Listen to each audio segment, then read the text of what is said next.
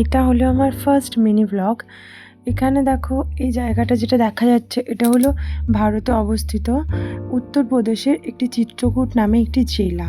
এটা হচ্ছে ওখানকার আরতি করার ঘাট, সন্ধ্যা আরতি হয় এখানে। এটা যদিও বা দিনের বেলা, এখন এই দিনের বেলায় ফটোগুলো ভিডিওগুলো নেওয়া হয়েছে। আর একটা কথা যেটা হচ্ছে এখানে আমি নিজে যাইনি, এখানে আমার শ্বশুর শাশুড়ি বেড়াতে গিয়েছিলেন, তারাই এই ভিডিওগুলো করে এনেছেন। রাতের ভিডিও কিছু ক্লিপ নেওয়া আছে এরকম কিছুটা। এই যে রাতের ভিডিওগুলো কিছুটা এরকম। রাতেও ওনারা গিয়েছিলেন এইখানে সন্ধ্যা আরতি দেখতে, তবে ঘাট থেকে ঠিকভাবে গঙ্গাটাকে নেওয়া হয়নি।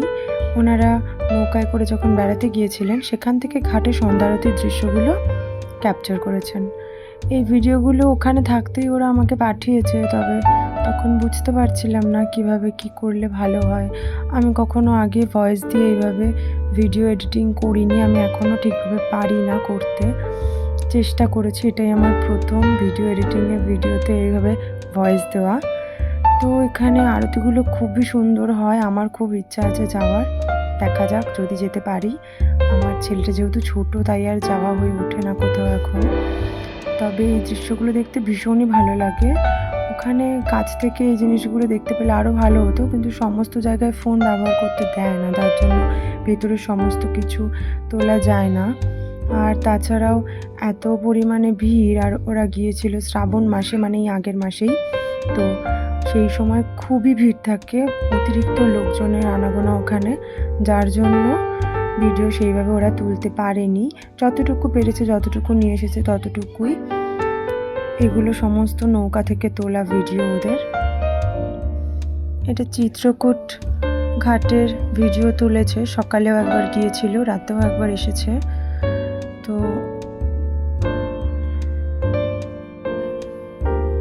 নৌকোর ভিডিওগুলো তোলা আছে, নৌকোর ভিডিওগুলো এখানে দেওয়া আছে।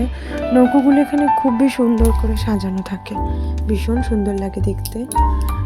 এত সুন্দর করে সাজানো নৌকোগুলো যেন ঠিক একটা মানে ঘরের মতনই, ফুল দিয়ে লাইট দিয়ে খুব সুন্দর দেখায়।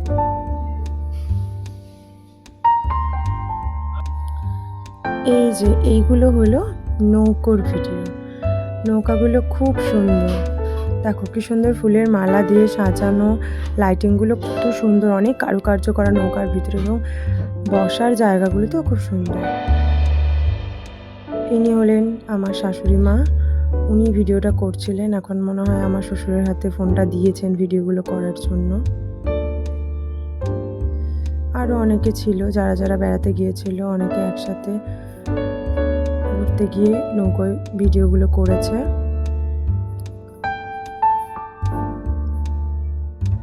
এই নৌকো চালক যে দাদাটা, এই দাদাটা ওনাদেরকে সব বলে দিচ্ছিলেন কোনটাকে কি বলে, কোথায় কি, কখন কিভাবে এই ঘাটে প্রথম আর কি এগুলো শুরু হয়, এই সমস্ত ওনারা যতটুকু জানেন ততটুকু বলে জানাচ্ছিলেন।